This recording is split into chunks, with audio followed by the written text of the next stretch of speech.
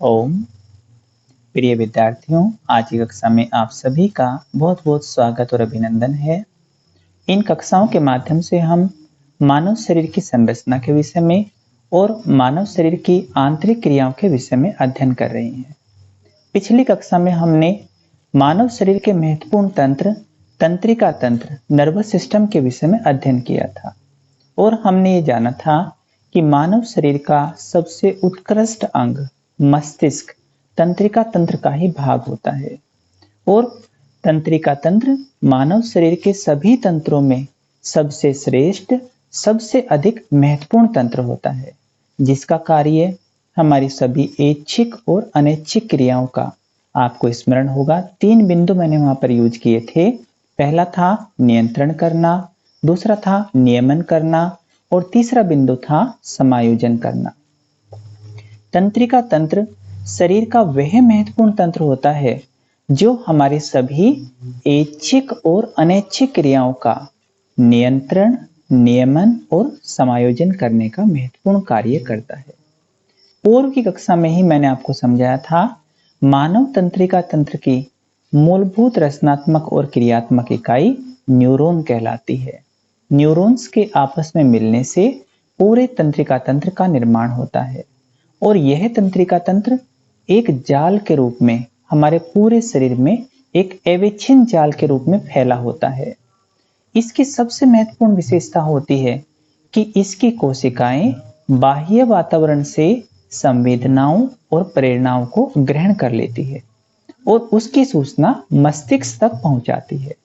ठीक इसी प्रकार मस्तिष्क से प्राप्त आदेशों को यह पूरे शरीर में पहुंचाने का, भेजने का महत्वपूर्ण कार्य करता है।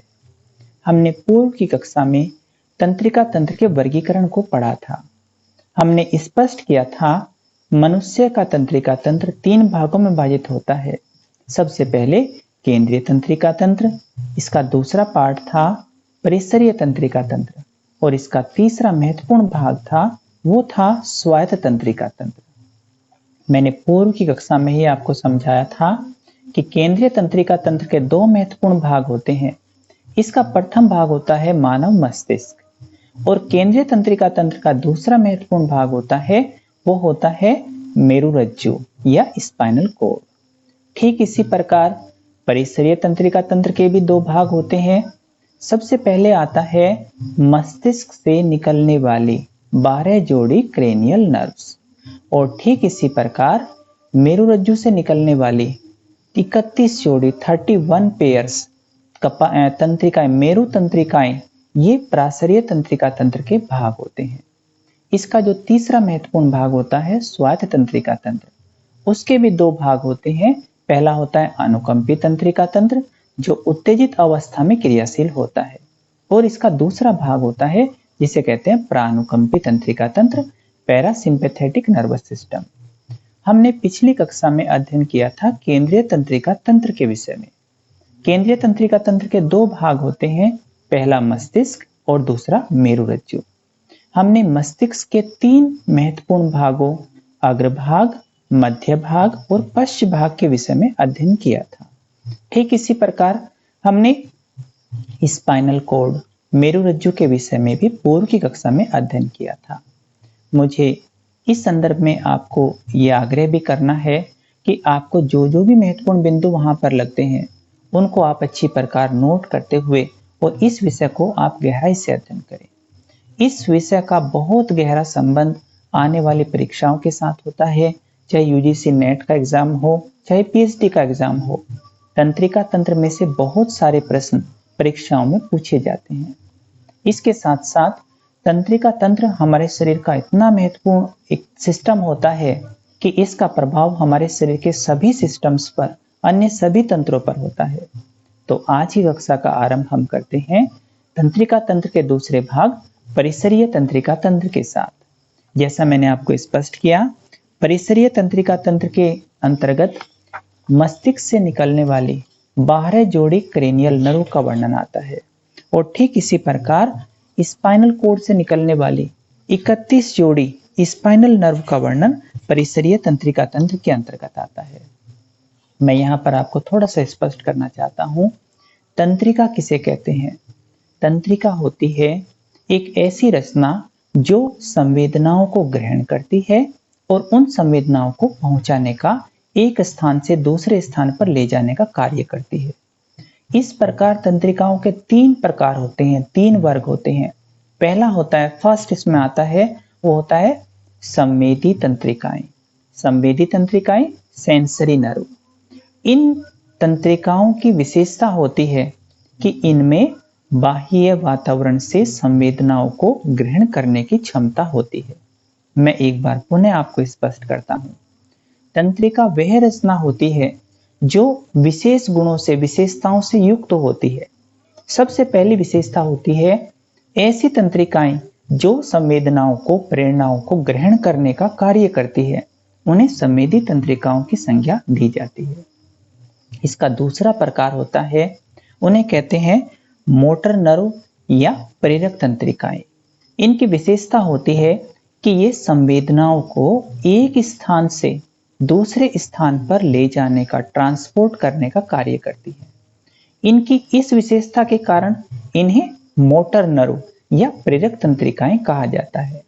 और प्रिय विद्यार्थियों, कुछ तंत्रिकाएं ऐसी होती हैं जो दोनों गुण और विशेषताओं से युक्त होती हैं, अर्थात वे संवेदनाओं को ग्रहण करने का गुण भी रखती हैं और इसके साथ साथ वे संवेदनाओं को एक स्थान से दूसरे स्थान पर ले जाने का कार्य करती हैं। ऐसी तंत्रिकाओं को मिक्स नर्व या मिश्रित तंत्रिकाएं कहा जाता है। इस प्रकार इन तंत्रिकाओं का जाल पहले मस्तिष्क से बाहर निकलता है और फिर स्पाइनल कॉर्ड से बाहर निकलता है, और बाहर निकलने के बाद ये हमारे पूरे शरीर में फैल जाती है। फैलने के बाद ये 2 महत्वपूर्ण कार्य करती हैं।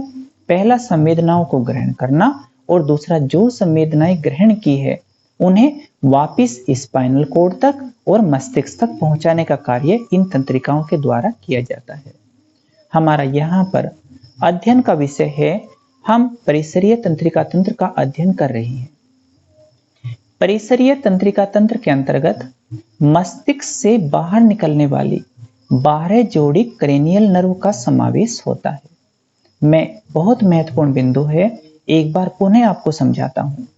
मस्तिष्क से निकलने वाली 12 जोड़ी क्रेनियल नर्व, ये महत्वपूर्ण अंग होता है, ये महत्वपूर्ण हिस्सा होता है परिसरीय तंत्रिका तंत्र का। और ठीक इसी प्रकार स्पाइनल कॉर्ड से निकलने वाली 31 जोड़ी 31 पेयर्स, आप समझ सकते हैं पेयर्स का अर्थ होता है एक लेफ्ट साइड को जाती है तो दूसरी राइट साइड को जाती है। 31 पेयर्स नर्व निकलती हैं स्पाइन से, जिन्हें कहते हैं स्पाइनल नर्व, जिन्हें कहते हैं मेरु तंत्रिकाएं। और इन दोनों तंत्रिकाओं का अध्ययन परिसरीय तंत्रिका तंत्र के अंतर्गत, पेरिफेरल नर्वस सिस्टम के अंतर्गत किया जाता है। आप ध्यान से सुने कि तंत्रिकाओं का महत्वपूर्ण कार्य संवेदनाओं को, प्रेरणाओं को अनुभव करना, ग्रहण करना होता है, और इसके साथ साथ उन संवेदनाओं को आगे मेरुरज्जु तक, स्पाइनल कॉर्ड तक और मस्तिष्क तक पहुंचाने का कार्य तंत्रिकाओं के द्वारा किया जाता है। मैं एक बार पुनः स्पष्ट करता हूं, मस्तिष्क से निकलने वाली 12 जोड़ी क्रेनियल नर्व और स्पाइन से निकलने वाली 31 पेयर्स स्पाइनल नर्व का संबंध परिसरीय तंत्रिका तंत्र के साथ होता है। इनके द्वारा सूचनाएं और प्रेरणाएं मस्तिष्क को पहुंचाई जाती है, और मस्तिष्क से जो भी आदेश प्राप्त होते हैं वो पूरे हाथों और पैरों और पूरे शरीर तक पहुंचाए जाते हैं। आज की कक्षा का हमारा अध्ययन का विषय है तंत्रिका तंत्र के 3 प्रमुख भागों का अध्ययन करना। पहला भाग होता है केंद्रीय तंत्रिका तंत्र, दूसरा भाग होता है परिसरीय तंत्रिका तंत्र, और तंत्रिका तंत्र का तीसरा महत्वपूर्ण भाग होता है, वो होता है स्वायत्त तंत्रिका तंत्र, ऑटोनोमिक नर्वस सिस्टम। और इसके 2 महत्वपूर्ण भाग होते हैं। ये ऑटोनोमिक नर्वस सिस्टम क्या होता है? इसके अंतर्गत स्वतः होने वाली शरीर में ऐसी क्रियाएं जो वातावरणीय दशाओं के परिणाम स्वरूप स्वतः ही घटित होती रहती हैं, उन क्रियाओं का अध्ययन स्वायत्त तंत्रिका तंत्र के अंतर्गत किया जाता है। और आप ध्यान से इस विषय को समझें, स्वायत्त तंत्रिका तंत्र को भी 2 भागों में विभाजित किया जाता है। इसका पहला भाग होता है अनुकंपी तंत्रिका तंत्र, अनुकंपी सिंपैथेटिक नर्वस सिस्टम, और इसका ही दूसरा भाग होता है, वो होता है प्राणुकंपी तंत्रिका तंत्र। प्राणुकंपी तंत्रिका तंत्र, पैरासिम्पैथेटिक नर्वस सिस्टम। अब हम अध्ययन करते हैं कि सिंपैथेटिक और पैरासिम्पैथेटिक ये क्या होते हैं।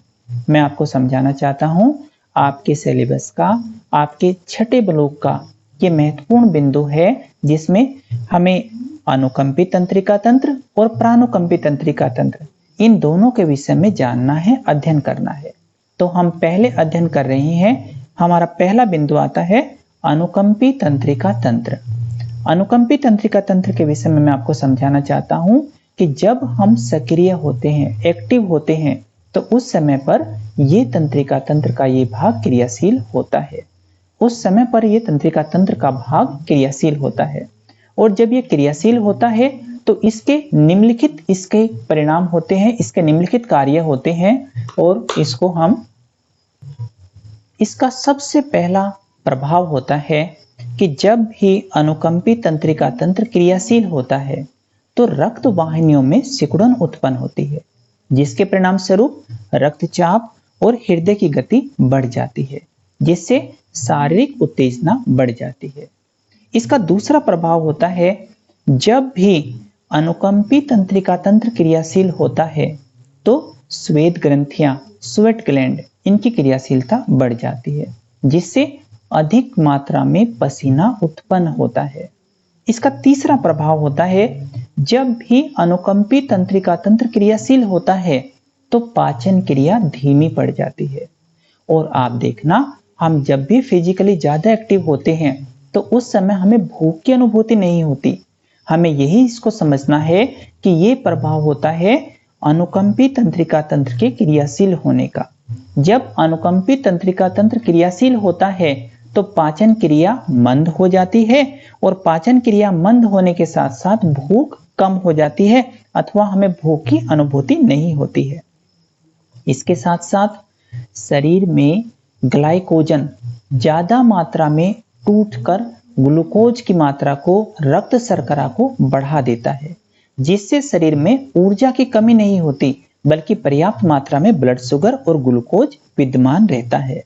जब भी अनुकंपी तंत्रिका तंत्र क्रियाशील होता है तो उस समय पर ऐच्छिक पेशियां अधिक क्रियाशील हो जाती है, जिस कारण हम हाथों और पैरों में अधिक शक्ति को अनुभव करते हैं। इसके साथ साथ श्वसन दर, हृदय गति, पल्स रेट, मेटाबॉलिक रेट, इन सभी में वृद्धि हो जाती है। अब मैं यहाँ पर आपको समझाना चाहता हूँ कि हम किसके विषय में अध्ययन कर रहे हैं, हम किसकी बात कर रहे हैं। तो यहाँ पर आपको समझना है, ये सभी प्रभाव तब उत्पन्न होते हैं जब अनुकंपी तंत्रिका तंत्र क्रियाशील होता है। अनुकंपी तंत्रिका तंत्र के क्रियाशील होने पर शरीर में ये सभी प्रभाव होते हैं। हमें भूख की अनुभूति नहीं होती, हमारे रक्त शर्करा का लेवल बढ़ जाता है, और इसके साथ साथ हमारी कार्य करने की क्षमता बढ़ जाती है। इसका विपरीत होता है, इसका दूसरा पक्ष आता है, वो होता है प्राणुकंपी तंत्रिका तंत्र। जब भी शरीर में प्राणुकंपी तंत्रिका तंत्र क्रियाशील होता है तो इसके प्रभाव से रक्त वाहिनियां फैल जाती है, रक्तचाप कम हो जाता है, और शारीरिक क्रियाशीलता कम हो जाती है। आपको बहुत स्पष्ट रूप में समझना है, स्वायत्त तंत्रिका तंत्र के अंतर्गत दो महत्वपूर्ण तंत्रों का वर्णन आता है। पहला होता है अनुकंपी तंत्रिका तंत्र, जिसके क्रियाशील होने पर शारीरिक गतिशीलता, शारीरिक क्रियाविधि बढ़ जाती है। इसका दूसरा भाग होता है प्राणुकंपी तंत्रिका तंत्र, जिसके क्रियाशील होने पर हमारी शारीरिक क्रियाशीलता मंद हो जाती है, श्वसन दर कम हो जाती है, हृदय की गति कम हो जाती है, हमारी मेटाबॉलिक रेट कम हो जाता है, श्वेत ग्रंथियों की क्रियाशीलता कम हो जाती है। इसके साथ साथ पाचन क्रिया तीव्र हो जाती है, पाचन क्रिया बढ़ जाती है, और हमें अधिक भूख की अनुभूति होती है।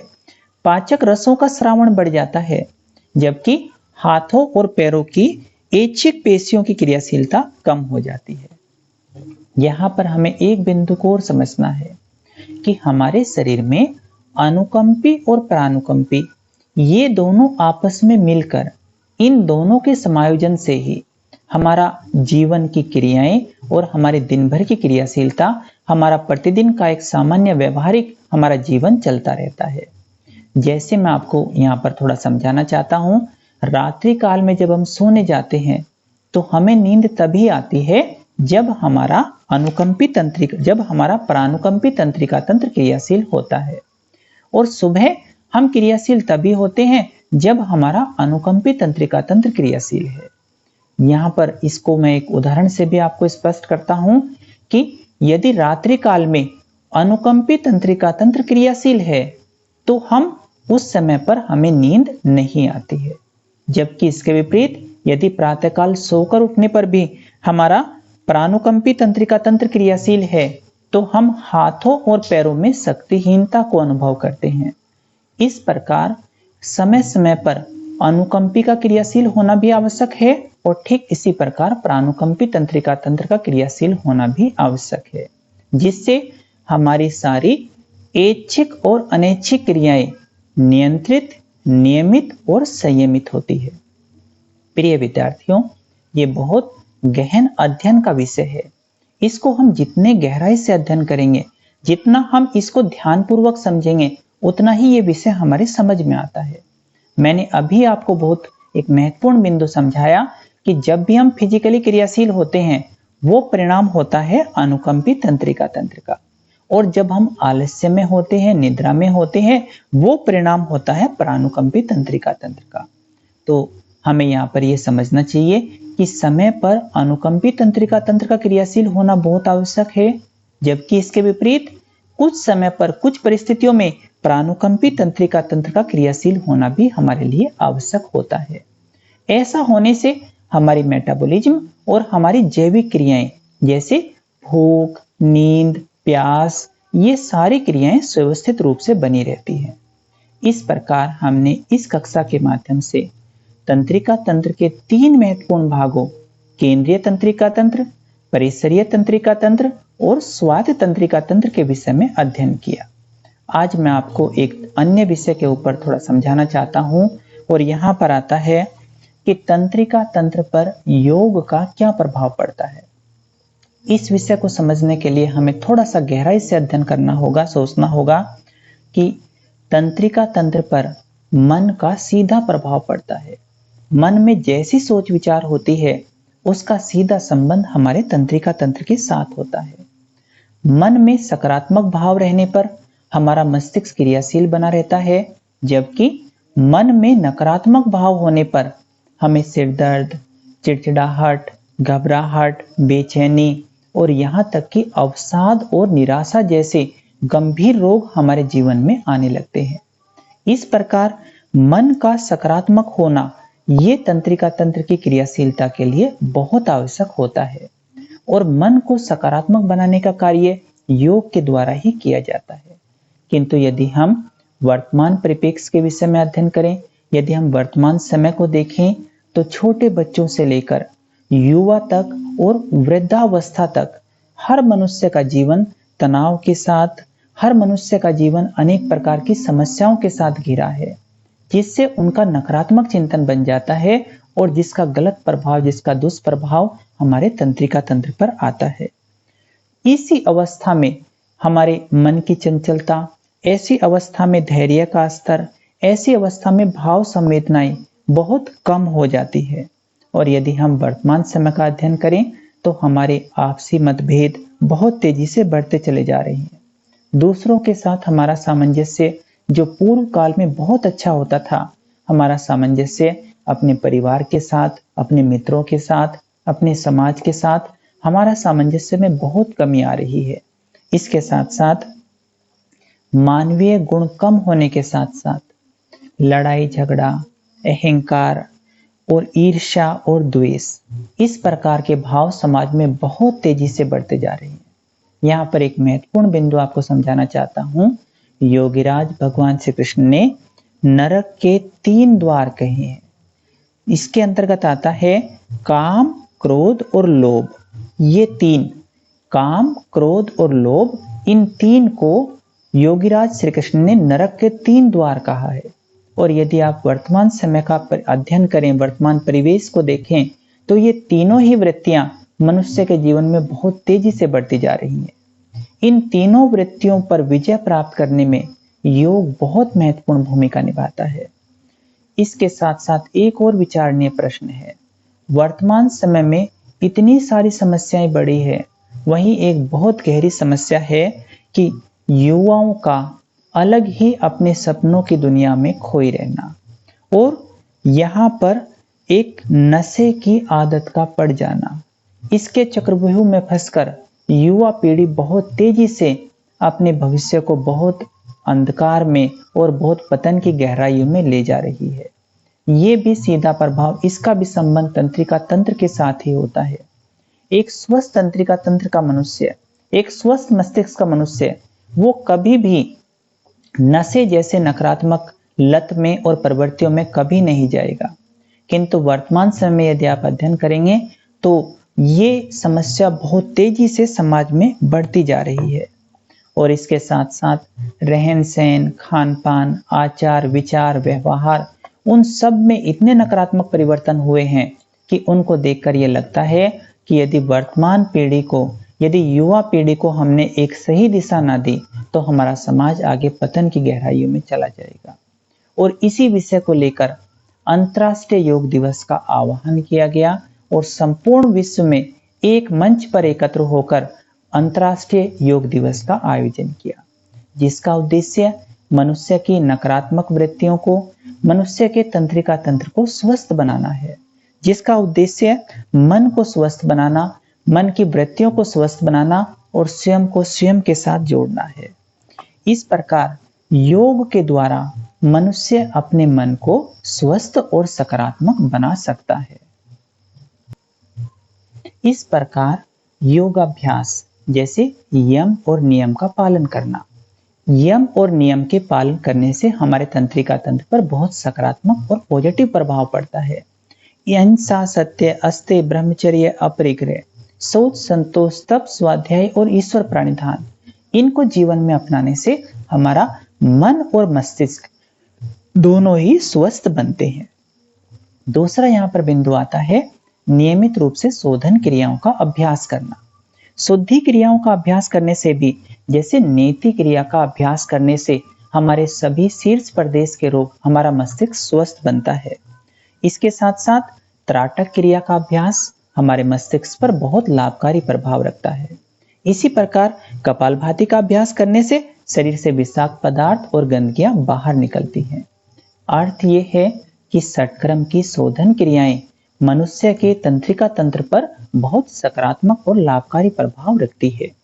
इसी प्रकार योगासन, नियमित रूप से आसन करने से हमारे तंत्रिका तंत्र पर बहुत सकारात्मक प्रभाव पड़ता है। और योग दर्शनकार महर्षि पतंजलि यहाँ पर स्पष्ट करते हैं, आपको स्मरण होगा, ततो द्वंद्वा नाभिघात, द्वंद्वों को सहन करने की क्षमता का विकास होता है। पातंजल योग सूत्र 2/48 दूसरे अध्याय के 48वें योग सूत्र में कहते हैं कि नियमित रूप से आसन का अभ्यास करने से मस्तिष्क में द्वंद्व सहने की क्षमता का विकास होता है। इसी प्रकार सर्वांगासन, शीर्षासन, भुजंगासन, सिंहासन, वृक्षासन, नियमित रूप से इनका अभ्यास करने से हमारा पूरा तंत्रिका तंत्र और हमारे पूरे शरीर की तंत्रिकाएं स्वस्थ बनती हैं। इसके साथ साथ ध्यानात्मक आसन, पद्मासन, सिद्धासन, स्वस्तिकासन, इन सभी का सकारात्मक प्रभाव हमारे पूरे नर्वस सिस्टम पर आता है। यहाँ पर अगला महत्वपूर्ण बिंदु आता है प्राणायाम का प्रभाव। प्राण ऊर्जा का, प्राणायाम का हमारे मस्तिष्क पर, हमारे शरीर की तंत्रिकाओं पर बहुत सकारात्मक प्रभाव पड़ता है। नियमित रूप से प्राणायाम का अभ्यास करने से तंत्रिकाओं की, न्यूरॉन्स की कार्यक्षमता और कार्यकुशलता में वृद्धि होती है। प्राणायाम का अभ्यास करने से अधिक मात्रा में शुद्ध प्राणवायु ऑक्सीजन मस्तिष्क को प्राप्त होती है और जिसका सकारात्मक और अनुकूल प्रभाव हमारे पूरे तंत्रिका तंत्र पर पड़ता है। यहाँ पर महर्षि पतंजलि का योग सूत्र पुनः स्मरण होता है, तथे क्षीयते प्रकाश वर्णम। प्राणायाम का अभ्यास करने से अविद्या का, अज्ञानता का आवरण नष्ट हो जाता है और ज्ञान का, प्रकाश का उदय होता है। अर्थ ये है अनुलोम विलोम, नाड़ी शोधन, इस प्रकार के उज्जयी, भ्रामरी, इस प्रकार के प्राणायाम का नियमित अभ्यास करने से हमारा पूरा तंत्रिका तंत्र स्वस्थ और सक्रिय बनता है। हमारी स्मरण शक्ति का विकास होता है और इसके साथ साथ हमारा मस्तिष्क स्वस्थ और क्रियाशील बनता है। यहाँ पर मैं समझाना चाहता हूँ, नाड़ी शोधन प्राणायाम शरीरस्थ 72,000 नाड़ियों को स्वस्थ, सक्रिय और क्रियाशील बनाने में बहुत महत्वपूर्ण भूमिका वहन करता है। मेरा अर्थ है, प्राणायाम का अभ्यास करने से मनुष्य के तंत्रिका तंत्र पर बहुत सकारात्मक प्रभाव पड़ता है। भ्रामरी प्राणायाम का अभ्यास करने से मस्तिष्क में एक स्पंदन उत्पन्न होता है, कंपन उत्पन्न होता है और मस्तिष्क की कार्यक्षमता और कार्यकुशलता में वृद्धि होती है। एक स्वस्थ मनुष्य की सामान्य आईक्यू 90 से 110 तक होती है, लेकिन यदि वही प्राणायाम का अभ्यास करे तो उसकी आईक्यू का स्तर 110 से 120, 130 और इसके साथ साथ और भी अधिक विकसित होता है। यहीं पर अगला महत्वपूर्ण बिंदु आता है, इंद्रियों पर संयम करना, जिसे योग की भाषा में प्रत्याहार कहा जाता है। इंद्रियों पर संयम करते हुए दिनचर्या का पालन करना, सात्विक आहार विहार करना और इसके साथ साथ इंद्रियों पर संयम करते हुए अपने आहार विहार को शुद्ध सात्विक बनाते हुए नियमित रूप से उपवास और व्रत का पालन करने से हमारे तंत्रिका तंत्र पर सकारात्मक प्रभाव पड़ता है। तंत्रिका तंत्र के साथ अगला महत्वपूर्ण योगांग जो होता है धारणा, ध्यान और समाधि, इनका हमारे तंत्रिका तंत्र पर बहुत सकारात्मक और अनुकूल प्रभाव पड़ता है।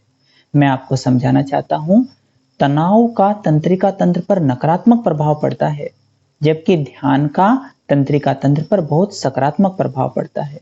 इसलिए ध्यान का अभ्यास करने से, समाधि की सकारात्मक अनुभूति करने से हमारे तंत्रिका तंत्र स्वस्थ और सक्रिय बना रहता है।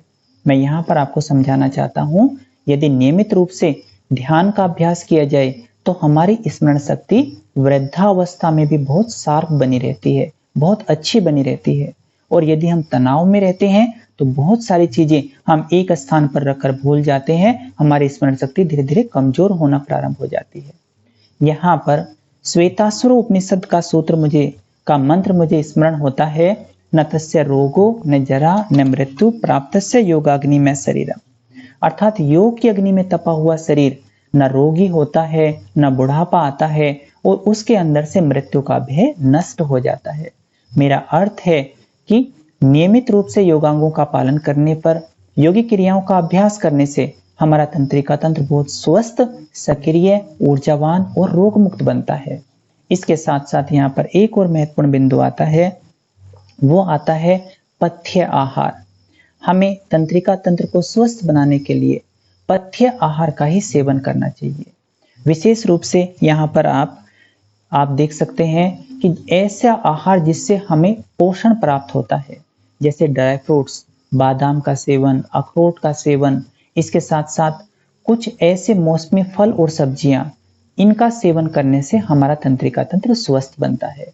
जबकि इसके विपरीत जितने भी नकारात्मक चीजें हैं, विशेष रूप से तामसिक आहार, विशेष रूप से नशीले पदार्थ, विशेष रूप से चाय, कॉफी आदि उत्तेजक पदार्थ, इन सब का हमारे तंत्रिका तंत्र पर बहुत गलत और नकारात्मक प्रभाव पड़ता है। इस प्रकार तंत्रिका तंत्र पर यौगिक क्रियाएं और योगाभ्यास सीधे सीधे प्रभाव डालती है।